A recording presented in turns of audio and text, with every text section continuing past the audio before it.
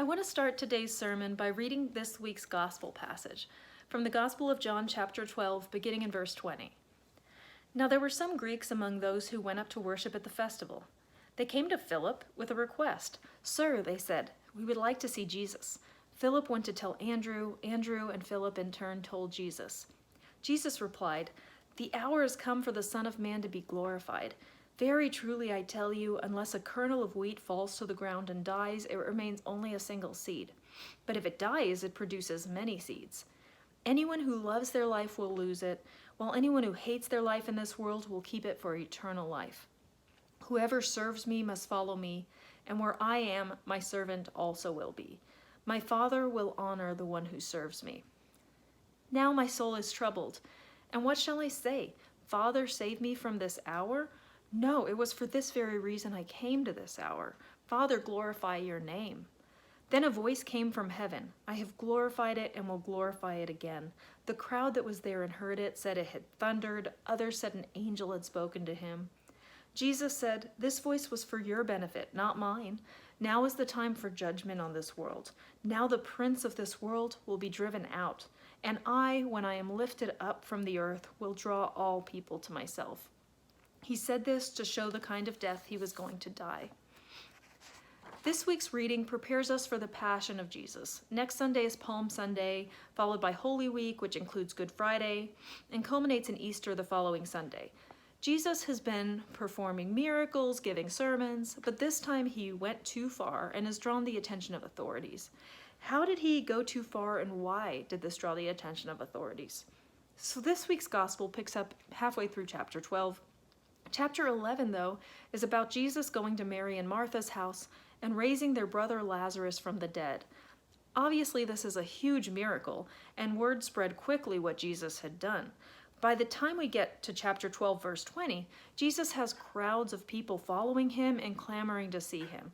Today's reading starts with Greeks going to the disciples and asking to see Jesus. People have heard of him far beyond Jerusalem and have traveled to see him. And when the disciples tell Jesus about the Greeks who want to see him, this is when Jesus knows the time is coming. His response is, "The hour has come for the Son of Man to be glorified." Now, why is this threatening to the authorities? Not just to Roman authorities, but to Jewish high priests. Jesus is a drastic departure from the way the world has been. He challenges Jewish law repeatedly, and in doing so is gaining an enormous following. Jesus insists to Pontius Pilate later that his kingdom is not of this world, which some would argue means it has no political implications. But this dichotomy between political and religious is something that we impose from our modern view. When Jesus arrives in town followed by throngs of people, he was seen as having too much social power that could easily threaten the leaders in both religious and political realms. We can see how threatening this was earlier in John chapter 12, when the high priests actually want to have Lazarus killed to eliminate the evidence of Jesus' most visible miracle. So when Jesus announces, "The hour has come for the Son of Man to be glorified," his disciples have been watching, dumbfounded, as things get bigger and bigger, and they think this is going to be an enormous victory for Jesus. But then Jesus continues. He's talking about death, how a grain of wheat that lives is only one seed, but if it dies, it produces many. He says his soul is troubled, which he repeats several times later as his death draws near. How do you think his disciples feel when they realize what he's saying? This is the opposite of where they think the story is going. The Messiah is supposed to save them. And if the Messiah dies, then he can't be the Messiah, can he? But the disciples don't know the whole story, and they don't realize that Jesus' death is not the end of the story. If we think about our stories in terms of earth, we think death means we have been defeated. Look at how our culture talks about illness. The conversation around suffering from cancer, for example, is all about attitude. It's cancer. My mom had cancer twice, and I remember how unhelpful that narrative was. They say someone is battling cancer, that they're determined to beat it, and then if you lose the battle, it's a defeat. This language makes it that much worse when someone ends up passing away, like it's a personal weakness.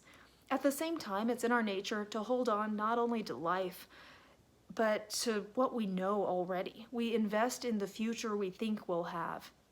We have big plans, And when something happens that throws those plans for a loop, we're lost. So at this point in the story, at the beginning of the reading, the disciples are excited. Jesus has done more and more since they've been following him. He just raised a man from the dead. He has followers traveling from Greece to meet him, and they probably feel like roadies when these Greeks ask them to get an audience with Jesus. And Jesus replies, at first cryptically, telling them this means that his time is almost here to die. We have the gift of hindsight now. Yes, Jesus was killed, but he rose again in 3 days. We know that already. It's unlikely that we think about Jesus dying without thinking about Jesus being resurrected. But at that time, the disciples, Jesus' followers, Jesus' family, they had 3 days of immense grief, of believing that everything they thought they knew about Jesus was wrong.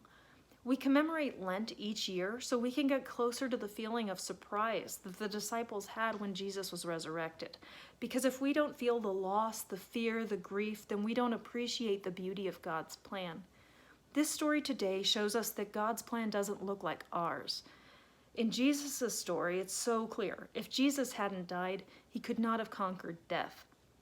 In this season, I invite you to reconsider the endings of your life, whether that's the loss of a loved one, a season in your life ending, or something that feels like a crippling defeat. And remember that in God's plan, what we see as an ending isn't an ending at all. We're in the middle of a story that God has already written. We're asking a question that there's already an answer to. And as we relive this season of grief, remember the story of Jesus and how sometimes victories look like failures, and sometimes beginnings look like endings.